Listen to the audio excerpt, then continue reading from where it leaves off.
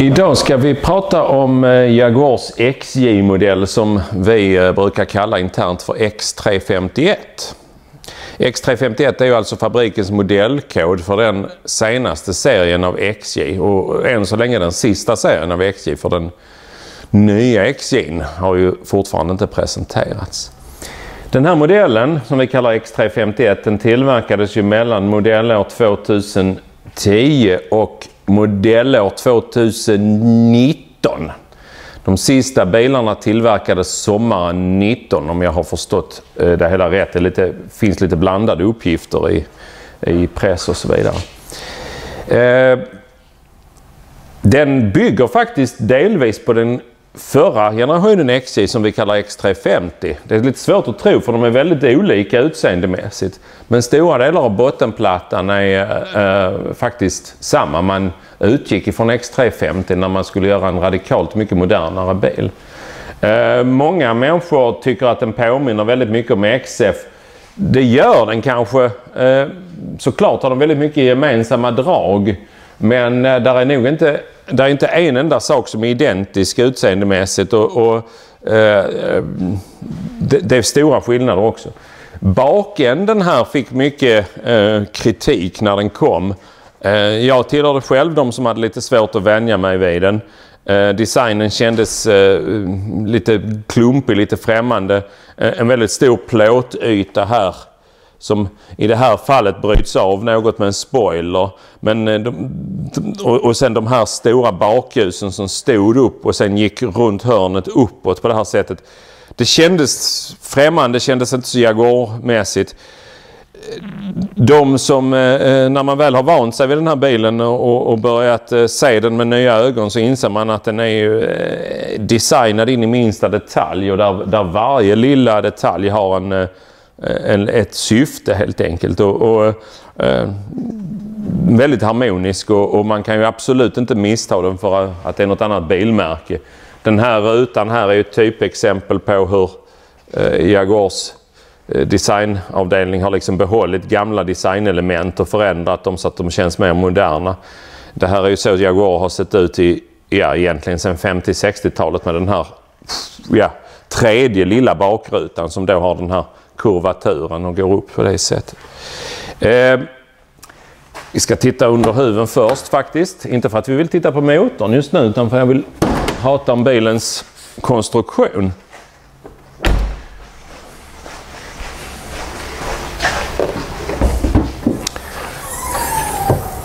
Jaguar fortsatte ju på den inslagna vägen där man har en hel aluminiumkonstruktion. Det kom ju först på Jaguar på den här förra generationen av XJ som heter X350 och där man har alltså ett fruktansvärt styvt chassi eller vad kan man säga, självbärande kaross konstruerad av gjutna aluminiumsektioner som är limmade och nitade tillsammans. Ytterpanelerna sen är ju av härdad aluminiumplåt som är skruvade på. Märkligt nog så är det så att de här faktiskt tåligare än vad man tror. Trots att det är aluminium så tål de egentligen små stenskott och dörruppslag och så väl så bra som en stålbil för att plåten är härdad på ett speciellt sätt. Nu när vi ändå har motorhuven öppen kan vi ju inte låta bli att prata om motorerna. Vanligaste drivkällan i de här XJ-bilarna det är ju en diesel V6 som vi känner igen från XF framför allt. När bilarna först kom då, årsmodell 2010 till 2015 faktiskt, så är ju dieselmotorn på 275 hästkrafter väldigt stark och ganska snål och trevlig maskin helt enkelt.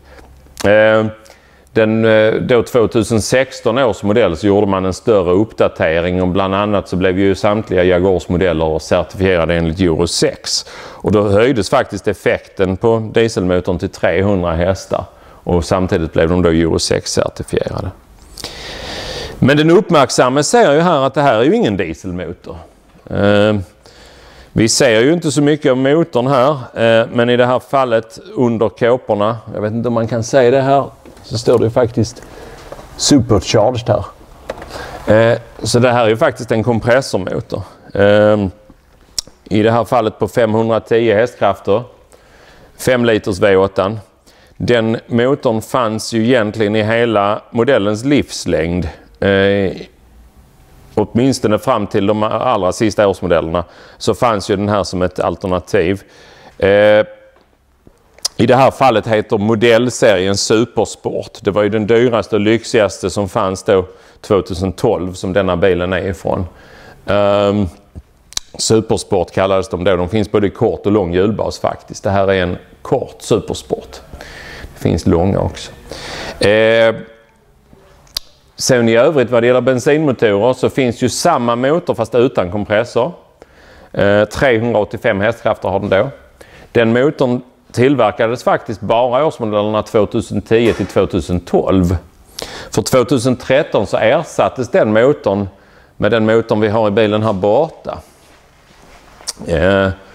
Denna motorn, vi kan faktiskt öppna huven så ni får se det också. Det är lite roligt för det döljs så mycket av kåpor så man ser egentligen ingen större skillnad på de olika motorerna när man tittar under huven.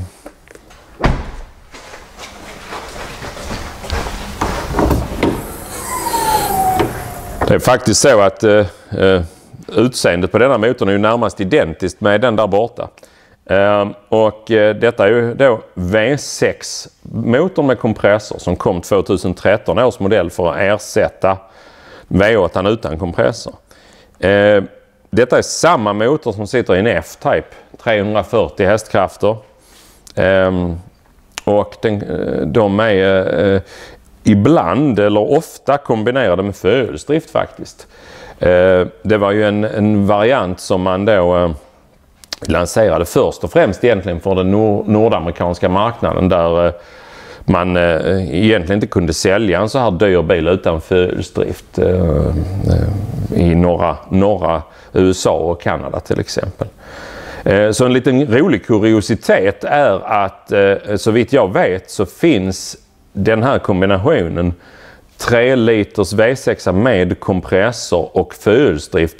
Den finns inte i högerstyrt utförande för att det tyckte man det var inte lönt utan man tog ju fram den här för främst USA och Kanada och då kunde man ju såklart lika gärna sälja den även i Sverige och Ryssland till exempel men inte i England för då hade man fått ta fram en ytterligare variant. Den motorn är också mycket trevlig. Går ju förhållandevis snålt och är ju riktigt stark. Mycket sympatisk maskin. Vi har egentligen täckt största delen av motorprogrammet. Det är de här motorerna som man ser mest. Dieslar är ojämförligt vanligast. V8 med och utan kompressor och sen den här V6 kompressormotorn. Det finns ett fåtal andra varianter. Det finns ju en XJR-variant av kompressormotorn, kompressor V8 som då har 550 hästkrafter. Väldigt sällsynt. Finns också ett fåtal exemplar som såldes främst i Benelux-länderna tror jag av skatteskäl där man beskattar stora motorer väldigt hårt. Där sålde man 4-cylindriga bensinmotorer faktiskt. Säkert gick de även i Kina men kinesiska bilar ser vi sällan här. Man sålde en 4-cylindrig bensinmotor på 240 hästkrafter tror jag det var. Som alltså inte var Ingenium-motorn utan det var en äldre 4-cylindrig motor av Ford-ursprung som såldes på de länderna en period runt 2013. Trevliga maskiner allihopa.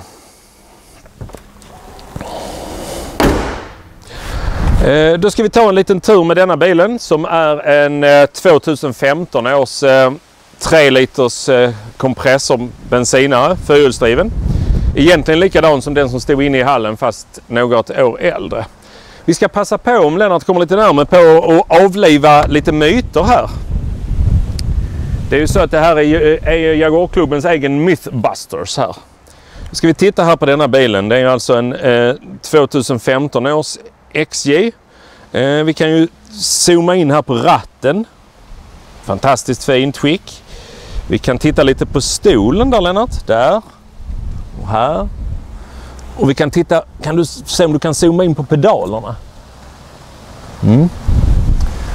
Och sen kan du zooma in på mätarställningen där. Det är så att en myt skulle jag vilja påstå, det är att folk kan avgöra hur långt en bil har gått på att titta hur ratten och säten och pedaler ser ut. Nu ser vi här att den här bilen ser närmast inte ut som ny, men den är precis normalsliten för en 5 år gammal bil, kanske till och med ovanligt fin. Men däremot har bilen gått över 16 000 mil. Och det beror inte på att man har bytt ut ratten eller pedalerna eller sätet eller någonting, utan det är givetvis original. Det är nämligen så att det som sliter på sådana här saker, det är inte alls att bilen har gått många mil, utan det är hur många gånger man har klivit i och ur bilen. Om ni ser här när jag kliver i här, så är bilen rätt låg och då skaver man emot här lite. Och sen är det så att när man då kör bilen, så är det så att om vi nu tänker oss att man kör bilen till Stockholm, då sitter man så här still och håller ratten så här. Det sliter i stort sett ingenting. Däremot kör vi då inne i Stockholm eller Milano eller Berlin eller vad det nu må vara. Och så rattar vi runt gathörn. Och vi blinkar. Och vi drar i reglage och vi ändrar saker. Allt detta sliter givetvis. Vi stänger dörren. Och vi tar i dörrhandtaget. Allt detta sliter ju när man flyttar sina händer och allting in i bilen. Så det som folk kan se, det är inte hur långt en bil har gått, utan det är hur många gånger man har gått i och ur bilen, hur många gånger man har svängt runt gatan, vilket är fullständigt olika saker. Sen kan man ju säga att en bil som har gått så här långt på kort tid, den har ju nästan säkert gått mest landsvägsmil. Och egentligen så är det ju så att det här slitaget som man då kan se på ratten och allt vad det är, det motsvarar kanske ganska väl slitaget på motorn. För att köra en gång fram och tillbaka till Stockholm, det sliter i princip inte alls på en modern motor. Men däremot x antal kallstarter och köra 3 kilometer, det sliter mer helt enkelt. Därmed sagt att vi som sagt att vi kan avliva myten om att det är så himla lätt att se hur långt en bil har gått och avgöra om den är så kallat mätarskruvad eller inte. För här hade man ju mycket väl kunnat luras och ställa om mätaren, om man nu hade vetat hur det gick till, och ställa om mätaren till att säga att bilen hade gått 6000 mil istället för 16. Det hade inte varit någon som hade tyckt att det var orimligt. Men nu kör vi lite, Lennart. Så det ger vi oss iväg här i XJ, precis som i XF har man ju den här Jaguars knopp för att välja växlar. Inget speciellt annorlunda här. Alla XJ har ju den här typ LCD-displayen. Den finns ju lite olika utförande beroende på årsmodell och så. Detta är en sorts mellanmodell på den här 2015. Ja, ger ju en ganska trevlig och exklusiv känsla. Och det fungerar väldigt bra. Man kan säga det att många är oroliga för sånt här och tänker att det verkar komplicerat och det kommer att gå sönder och så. Det gör det egentligen aldrig. Vi har aldrig varit med om det. Utrustning. Alla XJ är egentligen väldigt väl utrustade. Sen kan det skilja i detaljer såklart. Alla bilarna har ju den här pekskärmen med navigation och ljudanläggning och allting. Sen har vissa då en dubbelskärm här som gör att man kan titta på TV, eller rättare sagt att passagerarna kan titta på TV, för att den har en sån här, att det är olika betraktningsvinklar så att föraren får då en annan vy än vad passagerarna får. Alla bilarna har sollucka i glas. I det här fallet så är den ju stängd som ni ser. Man kan öppna så och man kan även öppna den helt. De är ju så att särskilt de första årsmodellerna, om vi nu ska passa på att beröra lite vanliga fel, så är det så att särskilt de första årsmodellerna av de här bilarna, de har ju en grej som jag snarare skulle vilja beteckna som en egenhet, för det är nämligen närmast omöjligt att göra någonting åt. Och det är ju att de kan knaka i den här takkonstruktionen. Jag höll på att säga knakkonstruktionen. Och det beror ju alltså på att bilen är som sagt var byggd helt i aluminium med de här gjutna sektionerna som är ihopnitade och limmade. Det är fruktansvärt styv. ramen som hela det här glastaket sitter i, den är ju gjord i stål. Och då har det ju blivit så att där det här liksom bultas ihop så har man ju då olika, de som är bättre på fysik och så än vad jag är, de kan säkert förklara det bättre, men det har ju med att göra att metallerna utvidgar sig på olika sätt i värme och kyla och så särskilt om man då har växlande temperaturer så kan det plötsligt knaka till härifrån taket. Jaguar hade en del sådana här fix på detta när bilarna var nya. Man fick rätt mycket klagomål på att det kunde låta lite oskönt, särskilt i gupp då. Och det finns en del fix som ska göras där man sätter dit lite teflonbussningar och lite sånt i de här takkonstruktionerna. Det gjorde ju att det här blev bättre, men sällan helt perfekt. Så att det får man faktiskt lära att leva med helt enkelt. Det kan vara så att det knakar till vid en viss temperatur när man kör över en järnvägsövergång. Men bara man vet vad det är så får man ju helt enkelt lära sig att leva med det. För det är närmast omöjligt att helt komma till rätta med det. När man då provkör en sån här bil, ja, det är ju det vanliga. Den ska gå oerhört tyst och vibrationsfritt. Den ska vara stabil även i väldigt höga farter. Mycket högre farter än vad vi får lov att köra i Sverige och mycket högre farter än vad jag tänker göra här nu. Det är ju en stor förändring tekniskt som egentligen är en förenkling jämfört med den äldre X350-modellen. Det är ju att på den här nyare XJ så återgick man till vanlig fjädring fram. Man har bara luftfjädring bak. Jag har aldrig fått någon riktigt officiell förklaring till det, men jag tror själv att det beror på att man fick en del klagomål på den äldre XJ att under riktigt forcerad körning så kunde den upplevas som lite mjuk och kanske en aning svajig. Alltså var man oerhört snabb i sina rattrörelser så kunde luftfjädringen egentligen ha lite svårt att hänga med. Vilket gjorde att bilen kunde liksom plötsligt luta lite oroväckande. Inte för att det precis hände någonting, men den kunde luta lite oroväckande. Det har man ju då sluppit helt med att man har en väldigt fint uppsatt vanlig fjädring fram. Det gör ju att den blir betydligt stabilare under snabba manövrar, undanmanövrar och liknande. Hur ska man säga? Trade-offen här där man har fått kompromissa, det är ju att den inte är riktigt lika mjuk. Den nya XJ, särskilt om den har stora hjul, vilket den ofta har, så kan ju ägare av äldre XJ-modeller uppleva den som lite närmast stötig. Folk som kommer från andra bilmärken tycker ju att den är fast och skön och sportig så att säga, medan då ägare som är vana vid XJ sedan många årtionden, de kanske kan uppleva den som en aning stötig. Viktigt faktiskt är att man kör med rätt däcktryck. Ju större hjulen är, desto mer känsligt är det. Många bilar kör med alldeles för högt däcktryck. Och det är ju där har jag en personlig vendetta egentligen, skulle jag säga, mot de flesta däckfirmor i Sverige och i närområdet i alla fall, där de hävdar att det är bättre att köra med mer tryck i däcken än vad Jaguar eller biltillverkarna anser. Då brukar jag ju fråga dem, men varför? Ja, men det bara är det, säger de. Jaha, varför då? Ja, men däcken håller bättre. Ja, det är möjligt, men bilens designers och ingenjörer, de har ju lagt ner hundratals arbetstimmar på att designa chassit, och efter det har man ju då bestämt hur däcktryck och sånt ska vara för att allt ska vara optimalt. Och sen säger ni att det är helt fel, det är bara att öka däcktrycket så blir allting mycket bättre.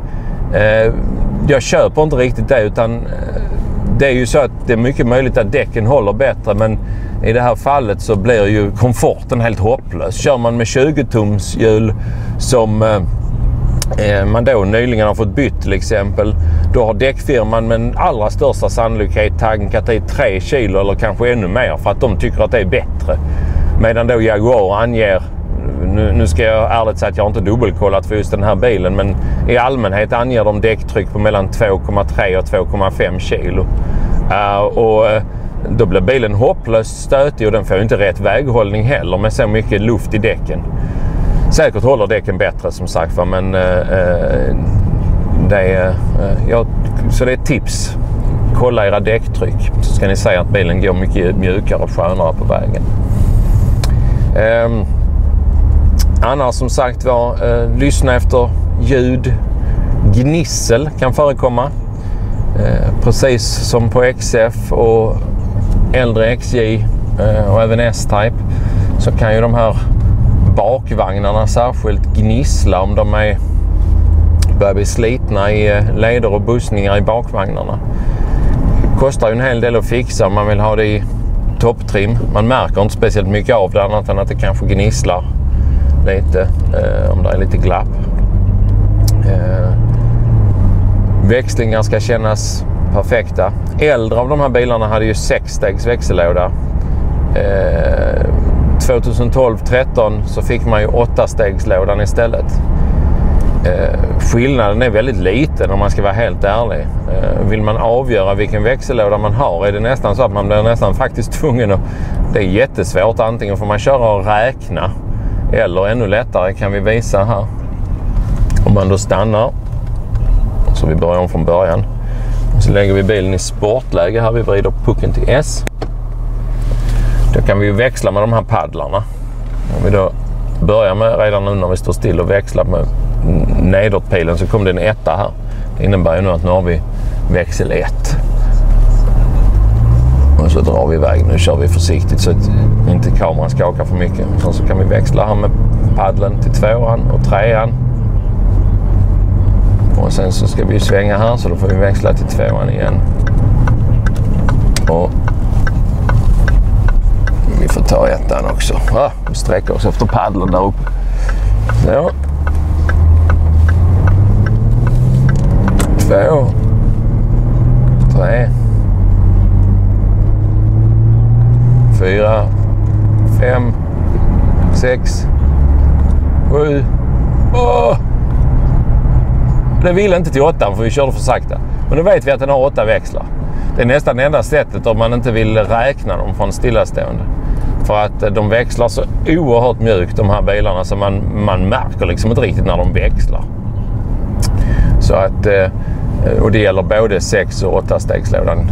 8-stegslådan gör en marginellt mindre förbrukning. Jag misstänker att 8 är en extrem överväxel. Ni såg också att den vill inte ens gå i här i 80 km i timmen.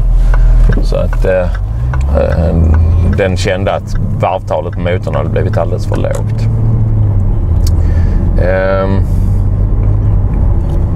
Designen inuti är något man verkligen blir glad över. Ni ser här att den har de här riktigt gedigna och väldigt fina träpanelerna på dörrarna. Den fortsätter sen i en obruten linje här runt fram till när bilen var ny så pratade man i designkretsar om att det skulle ge känslan av en exklusiv båt, alltså någon racerbåt från 50-talet eller så. De hade ju ofta en cockpit som såg ut lite grann så här med den här liksom balustraden runt egentligen.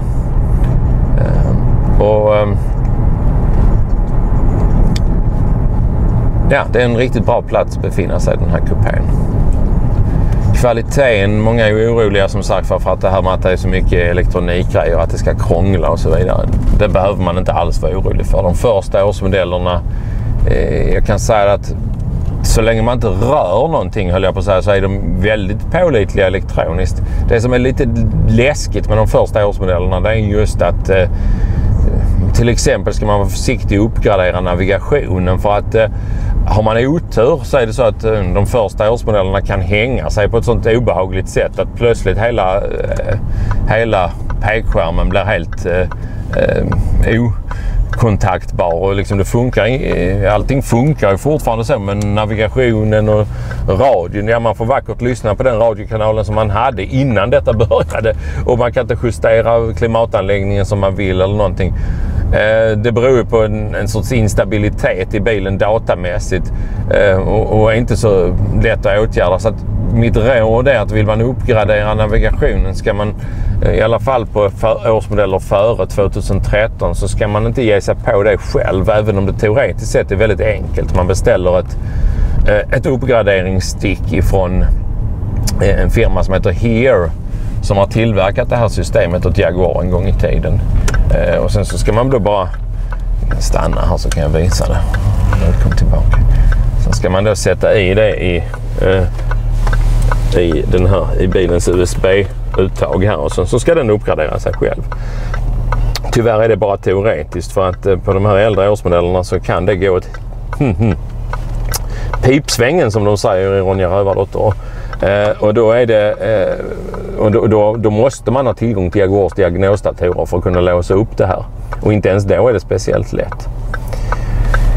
Så som sagt, för navigationen på äldre årsmodeller, mitt personliga råd är låt det vara. Uppgradera den helt enkelt inte. Det kostar ganska mycket och du har en mer uppdaterad navigation i din telefon ändå. Så att låt det vara helt enkelt. Här såg vi en lite konstig varning som dök upp här precis när vi stängde av bilen. Jag kom på att vi skulle berätta om den. För det är ju lite konstigt, nu har vi kört en runda med bilen. Varför säger den att det är dåligt med ström i batteriet? Jo, den har egentligen inte dåligt ström i batteriet, utan de här bilarna, precis som samtida XF, de har en fantastiskt fin övervakning av batteriström, där man har en liten modul som sitter vid batteriet som mäter hur mycket ström som går i och ur batteriet. Problemet i de här fallen, det är ju att när man har bytt batteri eller man har haft det helt urladdat och laddat upp det på något sätt, då måste man egentligen nollställa det här systemet med datorn. Annars så tror bilen att det är sämre med ström i batteriet än vad den verkligen har. Spelar egentligen inte så stor roll, men det kan vara väldigt irriterande. Den här kommer upp och då tänker man att det här är ett felmeddelande. Ja, det är egentligen inte ett felmeddelande. Den säger bara till dig att du får inte lov att stå med motorn avstängd och ha dörrarna öppna eller radion igång här nu hur länge som helst, utan då måste du se till att starta motorn. Men det här kan då komma fastän man har ett ganska fulladdat batteri, just på grund av att det blev aldrig nollställt sist man laddade upp det eller sist man bytte batteri. Och då måste man ju tyvärr till en Jaguar-verkstad för att göra det. Annars kan man såklart låta det vara, bara man vet om vad det är. I det här fallet så vet vi att här är gott om ström i batteriet, men den varnar oss i alla fall. Det ska ju aldrig komma upp när du kör bilen, då är det ju något fel. Om det står att batteriet laddas inte eller det kommer någon varningslampa när du kör. Men här slocknar det ju så fort vi startar den. Ja, nu varnar den för att dörrarna är öppna istället, men det är de ju faktiskt också. Så när man kommit så här lagom arbetshöjd kan man ju såklart kolla det vanliga på bilar om man vill, med glapp i hjullager och kulleder och så vidare. Det som man brukar kunna hitta på de här bilarna, det är just när de har gått lite längre, det är ju att det blir glapp just i de här bärarmarna här i deras bussningar och kulleder, även i stötdämparbussningar. Och det är nästan bara bak egentligen. Och som sagt, är det inte allt för illa så är det ingenting som någon kommer att märka egentligen. Bromsar, klart viktigt att titta på. Det kan ju vara slitet. Bilarna är ju tunga med automatlådor. Är man noggrann så är det så att, ser ni här typexempel, att det är väldigt lätt att det blir kantskador. Särskilt om man har 20-tumsfälgar som denna. Och det är ju oftast rent kosmetiskt, men det kostar ju en hel del att fixa till det. Särskilt en sån här fälg som är polerad och klarlackad. Den är ju svår att renovera på ett korrekt sätt, och ska man göra det så blir det ganska dyrt. De som jobbar med det mycket här nere i Skåne är ju fälgfixarna i Helsingborg. Otroligt duktiga. Men jag skulle tro att renovera en full omgång sådana här fälgar kostar säkert i runda slängar 10 000 kronor om man ska ha dem helrenoverade. Jag såg en sak, ni kommer ihåg att vi pratade lite om det här med att avgöra hur långt en bil har gått. Och att det här att folk tittar på rattar och allt vad det är ju ganska så meningslöst. Här kan man ju säga att den här bilen har gått mer än de vanliga 6, 7, 8 tusen milen. Man ser ju att strålkastarglasen är ganska blästrade. Och de är ju i plast som ni hör. Så de blir ju liksom så här lite mjölkiga när bilen har gått lite längre. Det går alltså utmärkt att polera det. Det finns även utmärkta filmer om det på till exempel YouTube där som visar hur man gör själv. Man kan också lämna in det till någon firma. Det kostar oftast inte speciellt mycket, utan då använder man ju någon form av polerpasta och ibland man kan göra det för hand eller man använder någon form av polertrissa och så polerar man upp ytan helt enkelt så att de blir mycket, mycket bättre. Också mycket typiskt särskilt på en svart bil, det är ju att motorhuv och front när de har gått ganska mycket och särskilt på landsväg lite fortare, det är ju att det blir mycket sådana här stenskott, vita små som syns där den vita grundlacken syns igenom. Och då finns det ju såklart ingen annan lösning än att lackera om. Annars är ett utmärkt tillfälle om man har bilen på lyftet det är faktiskt att titta efter småskavanker, för man ser dem på ett helt annat sätt om man står och tittar så här längs med sidan. Nu är den här bilen då återigen så ser vi att den med största sannolikhet har gått de här 16 000 milen på landsväg och så, och sällan parkerats in i innerstan, för att denna sidan i alla fall är beundransvärt fri från dörruppslag. Ja, och denna var precis lika bra. Annars är det ju så att bilar som har gått återigen en tredjedel av vad denna har gått och sen varit mycket parkerade på innerstadsparkeringar, de brukar vara rätt så fulla av småskavanker längs sidorna. Hissar vi upp den helt så vi kan komma in under.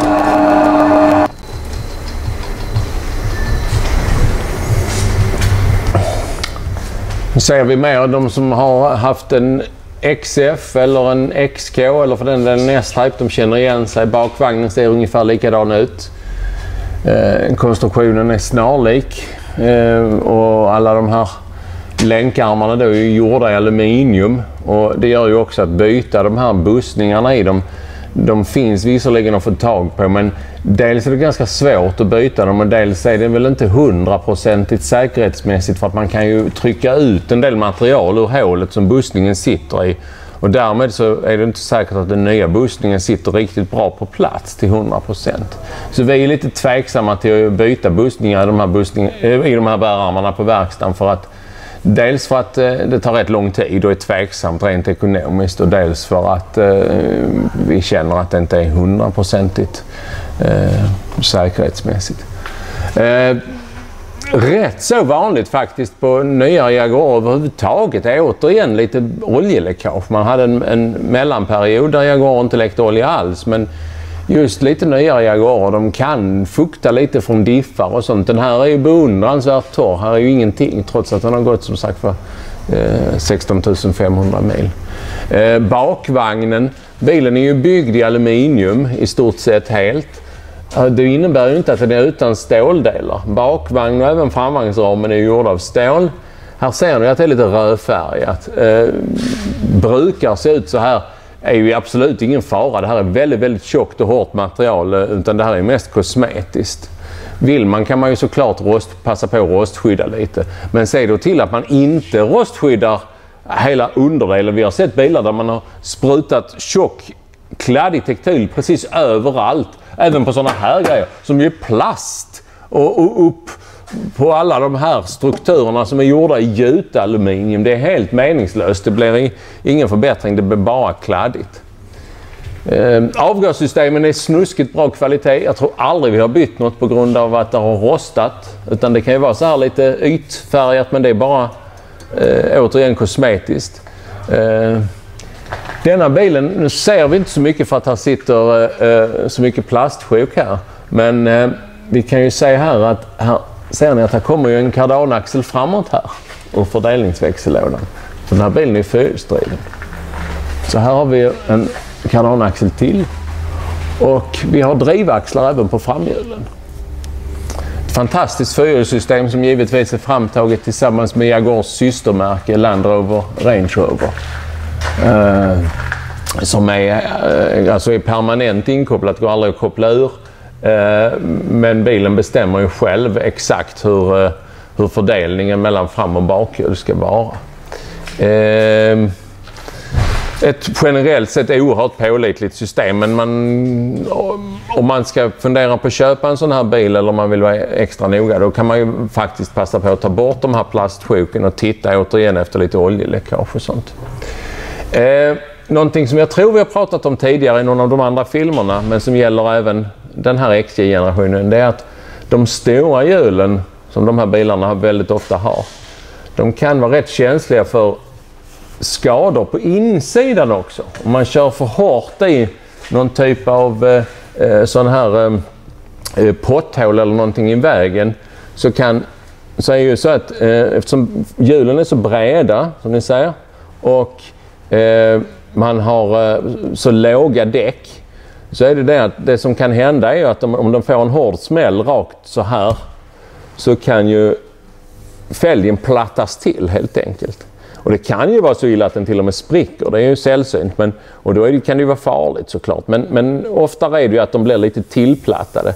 Och det ser man inte om man tittar på hjulet utifrån eller någonting, och kanske inte ens en däckfirma upptäcker det vid en balansering eller så. Men man kommer ju känna det när man kör bilen, att man får vibrationer i vissa farter. Och man kan även känna i låga farter att bilen känns lite orolig, den liksom lite struttar fram helt enkelt.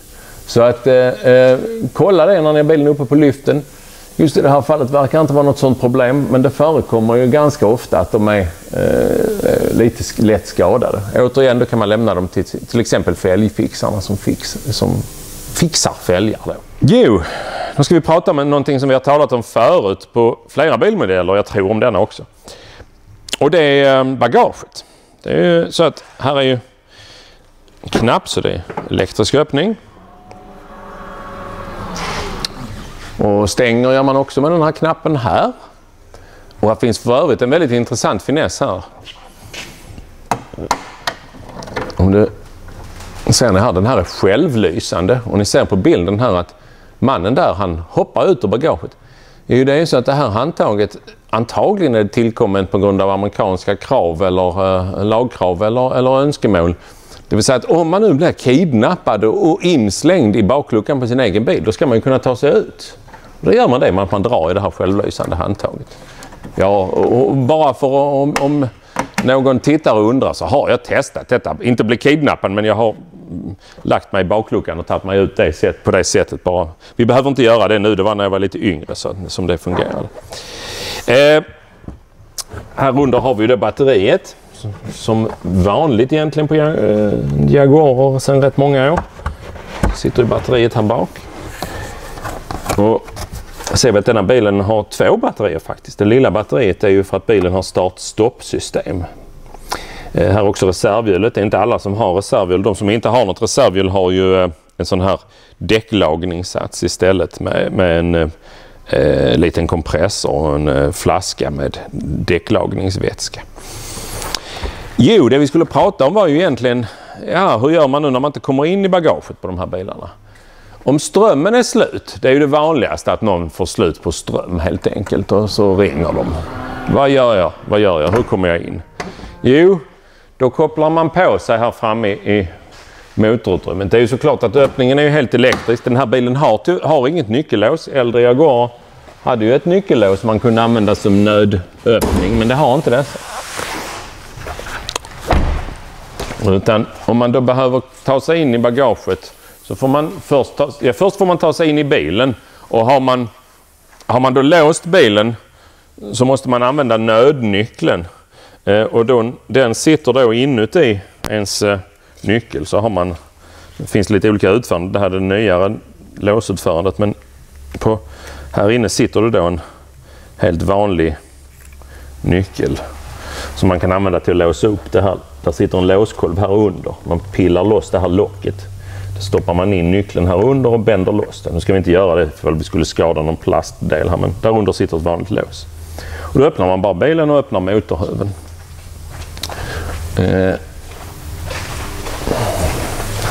Och under motorhuven så finns här till och med, om man tittar noga så visar de till och med det här, att här finns en bild här hur man gör sen. Och den finns inte på alla årsmodeller heller, men det finns på denna. Och Då är det så att här under så sitter då, vi kan lägga den där så länge, så sitter då en säkringsdosa.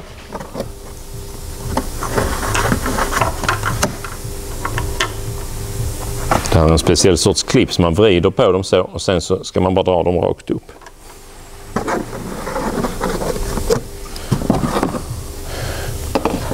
Och sen är här att på den här lite nyare bilen så behövde vi inte ens lyfta på det locket, men på lite äldre X351 då behöver man lyfta på det locket och så sitter det där under. Men på denna här så sitter här en sån här pluspol här. Så då sätter man sin pluspol från sin hjälpande bil eller någonting och så sätter man minusanslutningen, ja, till exempel i en av de här. Eller den är faktiskt gjord för det. Det är därför den sitter där. Och då kan man då öppna bagageluckan. Däremot ska man inte kabelstarta den här, för den här är ju för klen för det, utan man öppnar bagageluckan och sen kan man ju kabelstarta den med hjälp av i så fall där bak, om man nu verkligen måste det. Helst det ska man inte göra det, utan man ska ladda upp. Och då kan man ju öppna bakluckan. Sen var det så att jag hade en gång för ett antal år sedan så kom jag i kontakt, jag tror faktiskt att det var via Jaguarklubbens, om det var antingen via Facebookgruppen eller via forumet, så kom jag i kontakt med en man som hade precis köpt en sån här XJ. Och det första han gjorde var att han åkte med sin nya hustru på bröllopsresa på kontinenten. Och han skrev på något av de här forumen och var helt förtvivlad för han fick inte upp bakluckan där all packning låg. Och det var ju inte så att han hade slut på ström, för bilen gick alldeles utmärkt att köra och starta och komma i och ur och så vidare. Utan det enda som inte fungerade var ju att han kom ju inte in i bakluckan, den öppnade sig bara inte. Och då kontaktade jag honom och då frågade han ju, finns det något sätt att ta sig in via baksätet? Finns det något sätt att fälla baksätet? Nej, det gör det inte. Ja, XJ har inget fällbart baksäte. Som en parentes kan man heller inte montera dragkrok eller takräcke på den. Det här är en bil som är byggd för att vara en kompromisslös limousin, inte någon lastbil eller bruksåsna egentligen. Det vill säga, det går inte att komma in härifrån. Det finns inget nyckellås. Vad gör man då? Ja, i det här fallet så sa jag till honom att jag tänkte att nej, jag kan inte komma på något annat än att bryta sig in egentligen. Men det kändes ju inte så bra. Och sen plötsligt fick jag en liten, som det visade sig, snilleblixt. Så jag frågade honom, om du nu är på bröllopsresa med nya hustrun och ni har tagit er långt ner i Europa. Det är inte så att ni har handlat en massa saker? Jo, det hade de ju. De hade handlat vin och de hade handlat kläder och allt vad det var. Jag sa, är bagaget fullt då? Ja, det var ju proppfullt. Ja, men så då är det säkert så att det är så mycket grejer i bagaget att det helt enkelt trycker på så att inte att det orkar få upp det helt enkelt. Så först bad jag honom att prova att trycka där samtidigt som han försökte lyfta i luckan, men det hjälpte ju inte. Men sen sa jag till honom att nu ska jag ge dig ett råd att du får ut på en landsväg och titta noga i backspegeln först, men upp i 100 km/h och sen tvärbromsa ett antal gånger. Ja, då flyttade sig ju hans bagage tillräckligt mycket för att han skulle kunna öppna luckan. Så att lasta inte för mycket här så att det trycker på luckan, för då blir den omöjlig att öppna, kan vi säga, är ju lärdomen.